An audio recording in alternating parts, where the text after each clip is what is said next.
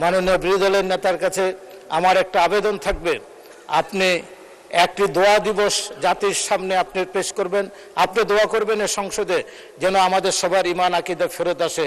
1971 সাল আর দেখতে চাই না। আমরা 1 কোটি মানুষ সেদিন ভারতে নির্বাসিত হয়েছিলাম, আমরা রিফিউজি হয়েছিলাম। এবারও যদি আমরা আতঙ্কিত, যদি বিএনপি ক্ষমতা না আসে, আবার না আমাদেরকে ভারতে চলে যেতে হয়। মাননীয় স্পিকার, এখানে আমাদের বিরোধী দলের নেতা, যিনি সংসদে বিরোধী দলের নেতা, ওনাকে দেখতে অত্যন্ত শ্বেত শুভ্র একটি আত্মশুদ্ধ মানব বলে আমি বিশ্বাস করি।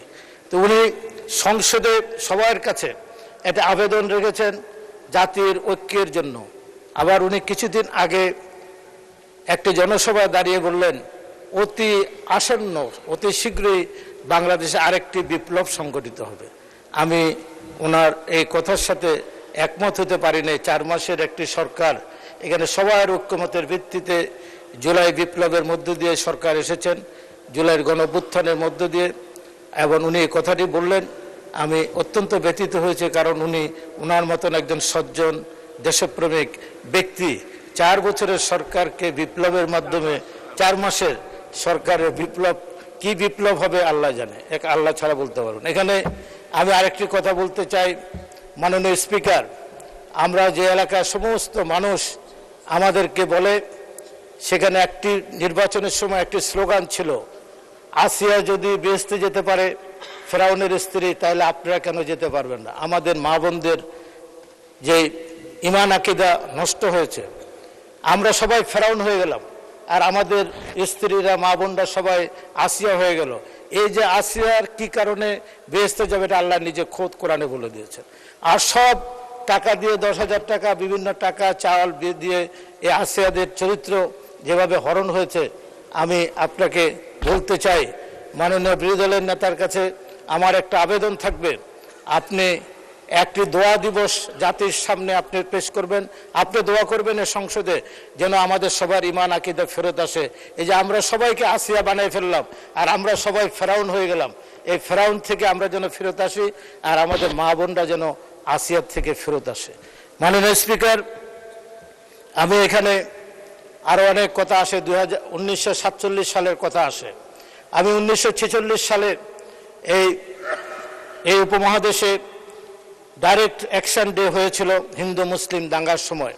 সেই সময় মতুয়া সম্প্রদায়ের নেতৃত্ব ডক্টর যোগেন্দ্রনাথ, এই শিডিউল কাস্টের নেতারা সেদিন মুসলিম লীগের সাথে ঐক্যবদ্ধ হয়ে পাকিস্তানের পক্ষে তারা ভোট দিয়েছিলেন, এবং সে কারণে এই পূর্ব বাংলার 5টি জেলা সেদিন পাকিস্তান হয়েছিল, পূর্ব পাকিস্তান হয়েছিল। এবং সেদিন এই মুসলিম লীগের নেতা হোসেন সৈয়দ সোহরাওয়ার্দী এবং মুসলিম লীগের আপনার হিন্দু উচ্চবর্ণের হিন্দুরা ডক্টর আম্বেদকরকে বোম্বেতে ভোট দেননি, উনি পরাজিত হয়েছিলেন। তারপর উনি যশোর এবং খুলনা একটি আসনে হোসেন সৈয়দ সোহরাওয়ার্দী এবং ডক্টর যোগেন্দ্রনাথের সহায়তায় উনি এখান থেকে নির্বাচিত হয়েছিলেন। 47 সালের পরে এটা পাকিস্তান হওয়ার পরে ওনার আবার গণপরিষদ সদস্য বাতিল হয়ে যায়। আমি এই কথাটি এই জন্য বলছি, সেদিন উচ্চবর্ণের হিন্দুদের বিরুদ্ধে এই ডক্টর যোগেন্দ্রনাথ, তার একটি সংগ্রাম ছিল, মুসলিম লীগেরও একটি সংগ্রাম ছিল। তারা এই দেশের মানুষের মুক্তির জন্য একসাথে কাজ করেছেন। পাকিস্তানের সপক্ষে এই পূর্ব বাংলাকে আলাদা একটি রাষ্ট্র রাখার জন্য তারা চেষ্টা করেছিলেন, সেটা ব্যর্থ হয়েছেন।